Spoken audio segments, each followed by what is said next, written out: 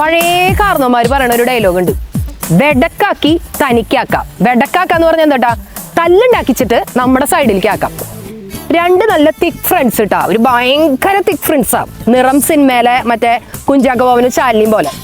ഇവര് തമ്മിൽ ഒരു ദിവസം ചെറിയൊരു കാര്യത്തിൽ ഒരു സൗന്ദര്യപ്പണക്കം ഉണ്ടായി. ഇവരുടെ ഒരു കോമൺ ഫ്രണ്ട് ചെന്നിട്ട് ഇതിന്റെ ഇടയിൽ ചെന്ന് ഏഷ്യ കുത്താണ്. ഇവിടെ പറഞ്ഞത് അവിടെ പറയാ, അവിടെ പറഞ്ഞത് ഇവിടെ പറയാ. ഇവരെ തമ്മിൽ എങ്ങനെയും തെറ്റിക്കാനായിട്ടുള്ള ഒരു പരിപാടി അതിന്റെ ഇടയിൽ നടത്തണം.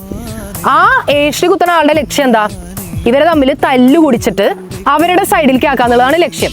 പക്ഷെ അവരൊരിക്കലും ചിന്തിക്കാത്തൊരു കാര്യമുണ്ട്, ഇത്രയും തിക് ഫ്രണ്ട്സ് അല്ലേ, ഇവരൊരിക്കലും അകന്നു പോവില്ല.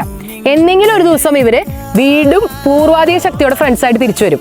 അപ്പോ ഈ ഏഷ്യ കുത്തിയ ആള് തീർച്ചയായും ഔട്ടാവും. കാരണം എന്താ, ഇതിന്റെ ഇടയിൽ ഇവര് പറഞ്ഞ കാര്യങ്ങൾ എന്താണെന്ന് ഇവര് തമ്മിൽ വീണ്ടും സൗഹൃദത്തിലാവുമ്പോ പരസ്പരം ഷെയർ ചെയ്യൂലോ. അപ്പൊ ഏഷ്യ കുത്തിയ ആളുടെ അവസ്ഥ പിന്നെ എന്തായിരിക്കും? അപ്പൊ അതുകൊണ്ട് എന്തെങ്കിലും കാര്യങ്ങൾ ചെയ്യാൻ പോണേക്കാളും മുമ്പ് ആലോചിക്കാം, അവരുടെ ഫ്രണ്ട്ഷിപ്പ് എത്രത്തോളം തിക്കാണ്, ഇവരുടെ ഈ സൗന്ദര്യപ്പണക്കം എത്ര കാലം നീണ്ടു നിൽക്കുന്ന ആലോചിച്ചിട്ട് പോയാൽ മതി ഏഷ്യ കുത്താട്ടാ.